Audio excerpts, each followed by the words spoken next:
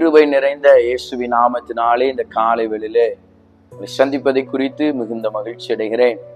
இந்த நாளிலும் கூட கர்த்தருடைய வார்த்தையை நாம் தியானிப்போம்.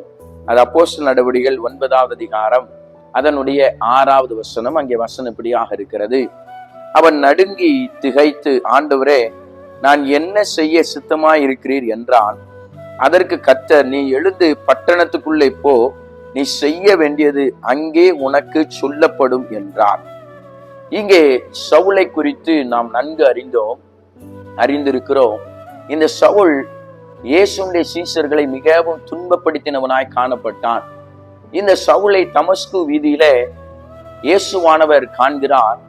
இவன் செத்தவனை போல திடுக்கிட்டு அவன் இருக்கிறான். அந்த வேளையிலே அந்த வெளிச்சத்தை பார்த்து, வானத்தில் இருந்து பிரகாசித்த அந்த வெளிச்சத்தை பார்த்து அவன் கேட்கிற காரியம் என்னன்னா, நான் என்ன செய்ய நீ சித்தமாய் இருக்கிறீர் என்று கேட்டபோது அந்த வெளிச்சம், அந்த இயேசுவானவர் அவனோடு கூட சொன்ன வார்த்தை என்றால், நீ எழுந்து பட்டணத்துக்குள்ள போ, அங்கே உனக்கு நடக்க வேண்டிய காரியம் உனக்கு சொல்லப்படும் என்று சொன்னார். அப்படின்னா இயேசு நமக்காக யாவையும் செய்து முடிக்கிற தேவனா இருக்கிறார்.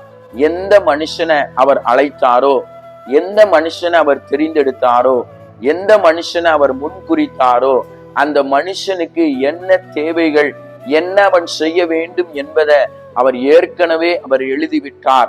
இந்த உலகத்துல நம்முடைய வாழ்க்கையில வருகிறதான துன்பத்தை குறித்து நீங்க வேதனையோடு கூட இருக்கிறீங்களா? ஒருபோதும் கலங்காதீங்க. அன்றைக்கு சவுலோடு கூட பேசின தேவன் இந்த காலை வேளையில கூட நம்மோடு கூட பேசுகிறார். நீ எழுந்து பட்டணத்திற்கு போ, அங்கே உனக்கு நேரிடுகிற காரியம் உனக்கு சொல்லப்படும் என்று சொல்லி இருக்கிறார். அதே போல இந்த நாட்களிலே தைரியமாய் நீங்க போங்க. உங்க வாழ்க்கைக்கு என்ன தேவைகளோ கர்த்தர் அதை செய்ய வல்லவராய் இருக்கிறார். உங்கள் குடும்பத்திற்கு என்ன தேவையோ கர்த்தர் அதை செய்ய வல்லவராய் இருக்கிறார். தொடர்ந்து அந்த இயேசுவை நம்புங்க, விசுவாசிங்க. கர்த்தர் உங்களை ஆசீர்வதிப்பார். நம்ம எல்லாரும் கண்களை மூடி செபிப்போமா? அன்பின் பரலோக பிதாவே, இந்த காலை வேளைக்காய் ஸ்தோத்திரம். இந்த நாளிலும் கூட எங்களுக்காக யாவையும் செய்து முடிக்கிற எங்கள் தேவனாயிருக்கிற கர்த்தர், இந்த நாளில் எங்களோடு கூட இடைப்பட்ட வார்த்தைக்காய் நன்றி செலுத்துகிறோம். ஆண்டவரே, இந்த வீடியோவை பார்க்கிற ஒவ்வொரு பிள்ளைகளுக்கும் என்னென்ன காரியங்கள் இருக்கிறதோ எல்லா காரியத்தையும் கர்த்தர் நிறைவேற்றும்படியாய் செபிக்கிறோம்.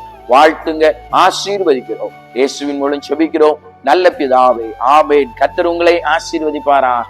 ஆமென்.